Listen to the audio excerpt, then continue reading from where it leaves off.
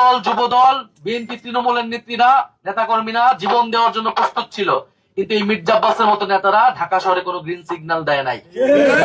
ফলে মির্জা আব্বাস সাহেবের প্রতি আমাদের আহ্বান থাকবে, অনুরোধ থাকবে, আগে যা করছেন সেই আচরণ যদি পরিত্যাগ করতে না পারেন তাহলে কিন্তু এবার নির্বাচনে এটার পরিণতি ভালো হবে না। নির্বাচন মানে কথার লড়াই।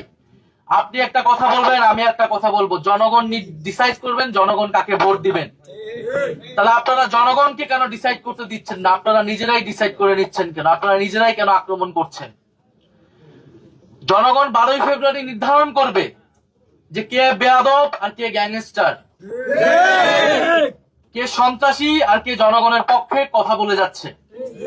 ফলে যারা জনগণের সেই মতের উপর শ্রদ্ধাশীল না, যারা নিজেদের উপর কোনো আত্মবিশ্বাস নাই, তারা প্রতিপক্ষকে ভয় পাচ্ছে এবং প্রতিপক্ষকে দমন করার চেষ্টা করছে।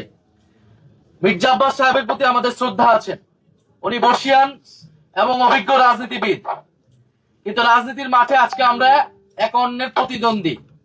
কিন্তু কথা ছিল বাংলাদেশে আমরা এই প্রতিদ্বন্দ্বিতাকে শত্রুতায় পরিণত করব না।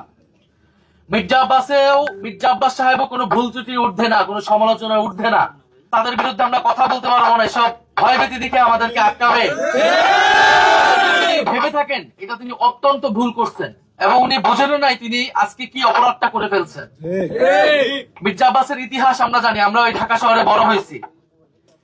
জিয়াউর রহমান মির্জা আব্বাসকে ডেকে একটা হুন্ডা এবং 30 টাকা দিয়ে বলছিলেন আমার সাথে রাজনীতি করো এবং ইলেকশনে কাজ করো। ওইখান থেকে তার রাজনীতির যাত্রা বিএনপির সাথে।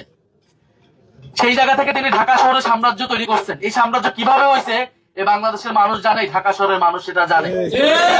ওনাদের উচিত ছিল গণ অভ্যুত্থানের পরে জনগণের সামনে তাদের অতীতের সকল অপকর্মের জন্য ক্ষমা চাওয়া এবং তারপরে নতুন করে রাজনীতি শুরু করা। তারা জামাতকে অতীত নিয়ে অনেক কথা বলে, তাদের নিজেদের অতীত কিন্তু বাংলাদেশের মানুষ ভুলে নাই। 2001 থেকে 6 যে দুঃশাসন তারা তৈরি করেছে সেটা কিন্তু বাংলাদেশের মানুষ ভুলে নাই। ফলে অতীত ধরে কথা বলতে সবার অতীত ধরে কিন্তু আমরা কথা বলা শুরু করব।